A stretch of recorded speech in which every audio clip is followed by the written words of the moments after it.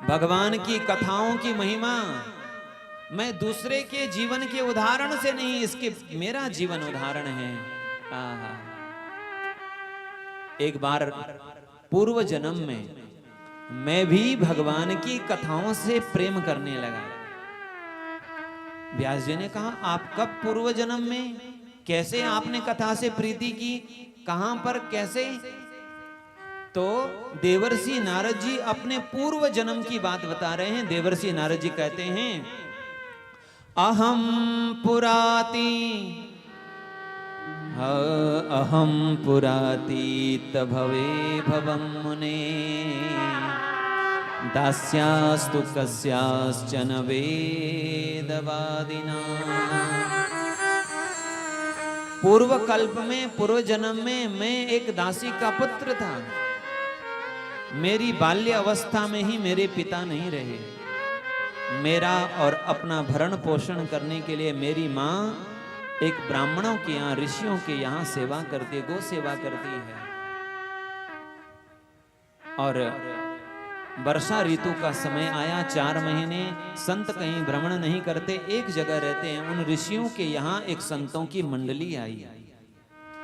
मेरी माँ ने जब संतों को देखा, मेरी माँ ने कहा, बेटा ये संत आए हैं, तुम संतों की सेवा करो। निरूपितो बालक एव योगिना, निरूपितः योगिनाम शुश्रूषणे, उन ऋषियों की, उन संतों की सेवा में मेरी मैया ने मुझे लगा दिया। 5 वर्ष की मेरी अवस्था, खेलने में मेरी रुचि नहीं थी, मैं अधिक चंचल भी नहीं था। संतों के सामने अनुशासित होकर के बैठता, उनकी सेवा करता, उनकी लकड़ी बिन करके लाता, उनकी जूठन पत्तल उठाता, और उनकी जूठन महाप्रसादी जो बची रहती वो उनकी प्रसादी पाता, उनकी आज्ञा पा करके। जब वो कथा कहते तो मैं आनंद से कथा सुनता।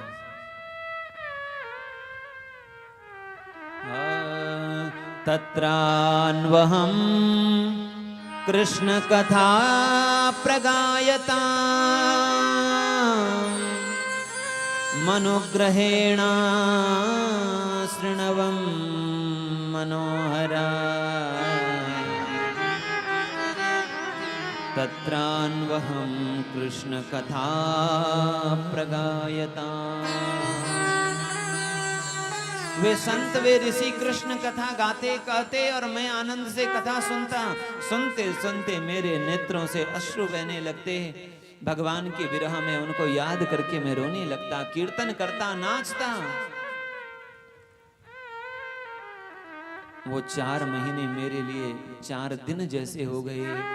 वो मेरे जीवन के सबसे आनंद के क्षण थे, और वो आनंद के दिन, वो आनंद के क्षण कब पूरे हो गए पता नहीं चला।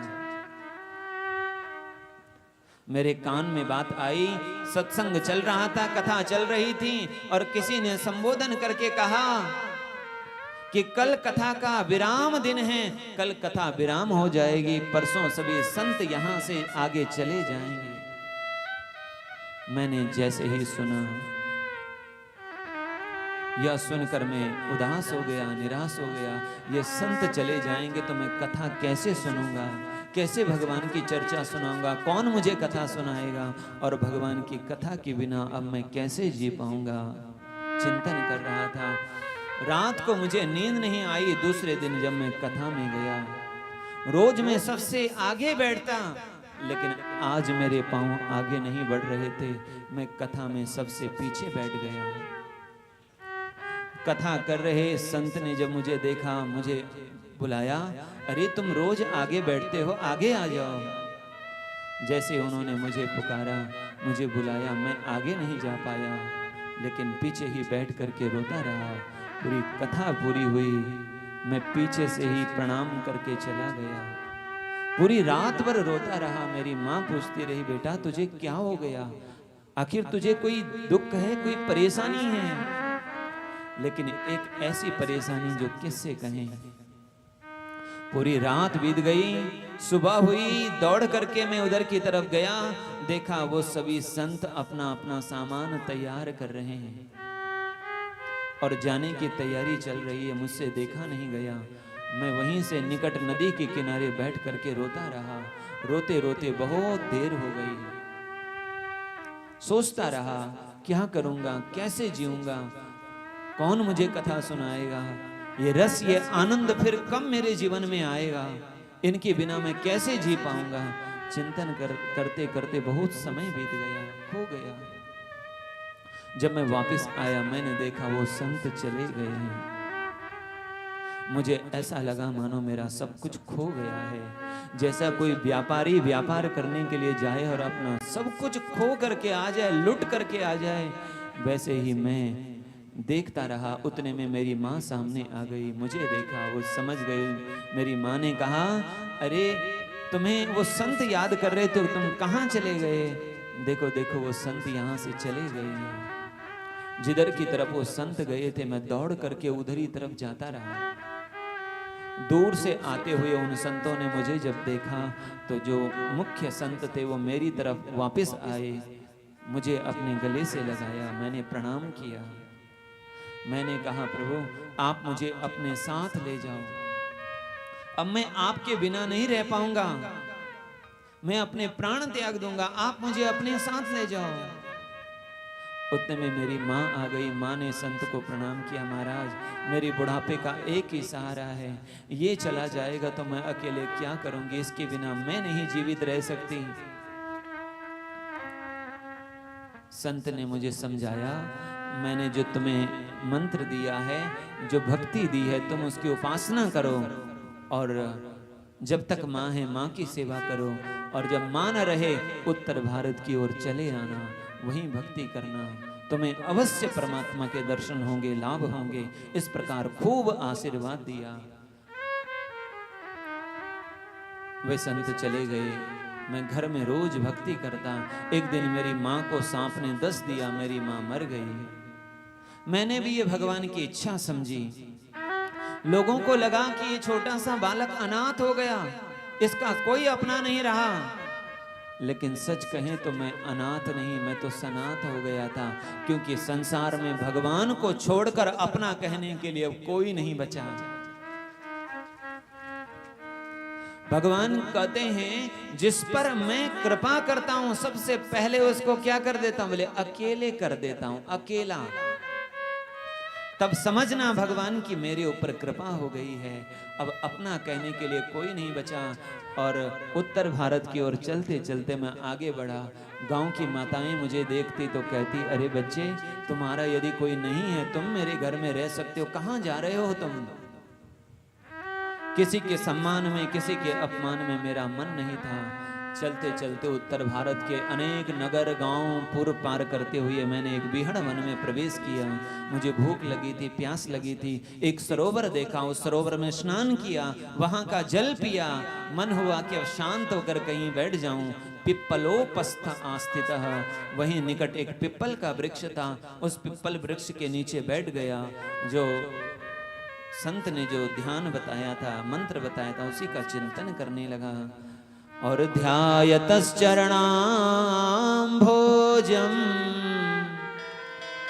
भावनिर्जित चेतसा, भाव से मेरा चित्त एकाग्र हो गया। हम चित्त को एकाग्र करना चाहें बड़ा कठिन है। चंचलमी मना कृष्ण पर, यदि हम भाव में डूब जाएं, रस में डूब जाएं, हमारा चित्त द्रवित हो जाए, तो हमको फिर मन को एकाग्र करना नहीं पड़ता, मन स्वयं एकाग्र हो जाता है। भाव में मेरा रोम रोमांच हो गया, कंठ अवरुद्ध हो गया, आंखों से अश्रु बह रहे थे। मैं अपने प्रभु को याद कर रहा था, मेरा मन एकाग्र हो गया था। उनका चिंतन करते करते उसी समय मैंने देखा कि मेरे हृदय में भगवान की प्यारी झांकी प्रकट हो गई है। आहा, कैसा सौंदर्य है, कैसा माधुर्य है, कैसा लावण्य है। उनका दर्शन करते करते मुझे ऐसा लगा मानो मैं आनंद के सागर में डूब गया हूं। लेकिन यह आनंद अधिक देर नहीं टिका, थोड़ी देर में वह झांकी अदृश्य हो गई। मैं तो अब रोने लगा, बिलखने लगा, प्रभु आप कहां चले गए? यदि आपको जाना ही था तो फिर आपने दर्शन दिए क्यों? जब मैं रोने लगा, बिलखने लगा, तो आकाशवाणी हुई, हंतास्मिन् जन्मनि भवान मामाम द्रष्टु। हंत का अर्थ खेद, मानो भगवान खेद कर रहे हैं। भगवान क्या कर रहे हैं? मुझे खेद है। हमको खेद हो या ना हो, हमको ग्लानि हो या ना हो, भगवान हमें मिल क्यों नहीं मिले इस बात का खेद हो या ना हो, पर भगवान को खेद है कि तुम मुझे नहीं पा सके। मैंने तुम्हें ये मनुष्य जीवन दिया था, ये शरीर दिया था, इसीलिए एक अवसर दिया था। अवसर बार बार नहीं आवे, कहते हैं ना चांस दिया था। किसके लिए? भगवान ने मनुष्य जीवन दिया है, मतलब क्या दिया? एक अवसर दिया है कि इस मनुष्य जीवन को पाकर के यदि हो सके तो मुझे पालो।